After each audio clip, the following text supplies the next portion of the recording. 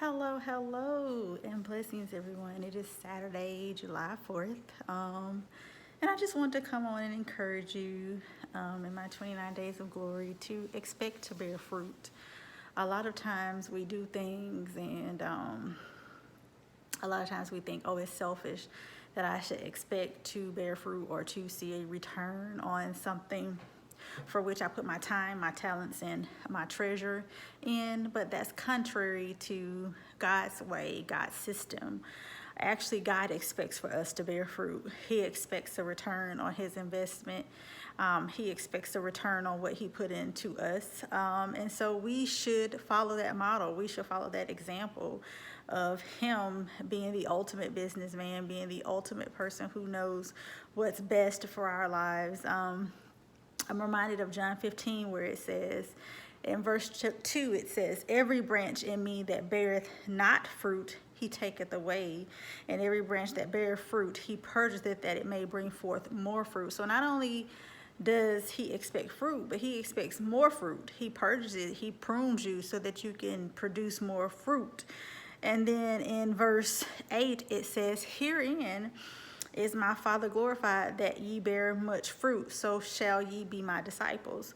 So people know you by the fruit that you bear. They know who you represent by the fruit that you bear. So who is it that you're representing? Are you showing people by the fruit that you bear that you honor God, that you honor the grace and the gifts that he's placed upon your life, and you are appreciative of those graces and gifts, and that you're putting everything in so that you can get a return? Or are you honoring self and holding back and sitting on gifts that God has graced you with? I think about the story of the talents, where the one man had 5, the one man had 2, and the one man had 1. And the one with 5 and the one with 2, they both doubled and got a return on their investment of double. And God told them, the master told them, he said, that you were faithful over a few things, I will make you ruler over many. Enter into the joy of the Lord. Enter into the joy of the Lord. So the thing about it is, he says, look, I am so excited. I'm so proud of you. You took what I gave you. Not only did you grow it, but you multiplied it. He says, so he called them good and faithful servants. God looks at you as good and faithful.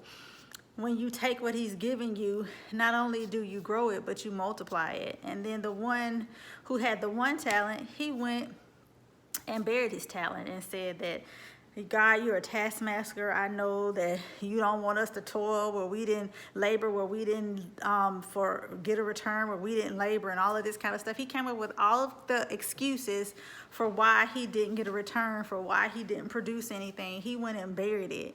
And God called him, the master called him wicked and slothful. Wicked and slothful, he says. And that's the thing. And he took that talent from him and gave it to the one who had the 5 and doubled it to 10. So not only did he call him wicked and slothful, he lost that talent he had. He lost that gift.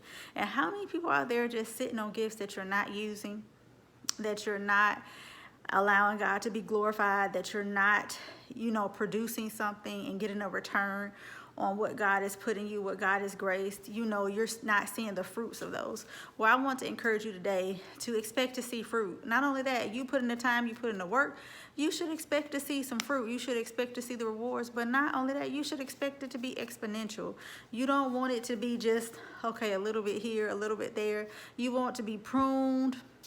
You want to be processed so that you can get out all that God has put in you. So expect to see a return. Expect to see fruit when you produce something. Expect to see, when you plant those seeds, expect a harvest. When you put in the work, expect to see the fruit of that work. Don't just do a work.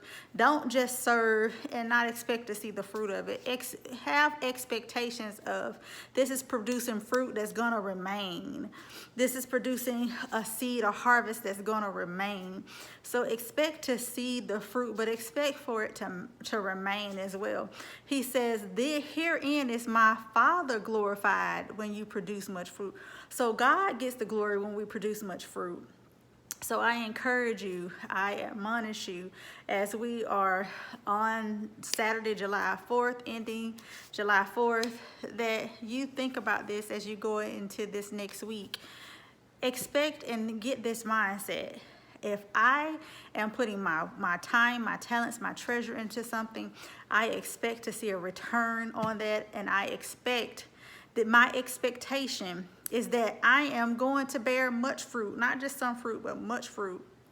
Be diligent in all that God has graced you to do and all that God has put in you. Be diligent about it and show him that you are so thankful and appreciative of what he's blessed you with. And the way you show God that you are blessed, thankful and appreciative, is by getting a return on that, is by putting in the time, putting in the talents, putting in the treasures, and getting a return on that investment. Showing God that you are faithful over a few things, so now he can trust you to be ruler over many things. And I know that all of us have things that God has graced in our lives, things that we need to do. So do it, do the work, and expect a return. Expect to see the fruit of your labor. Expect to see the fruit. Expect a harvest. Blessings. Enjoy your night. Enjoy the rest of your week. God bless you. Sending hugs and love to you all. Be blessed.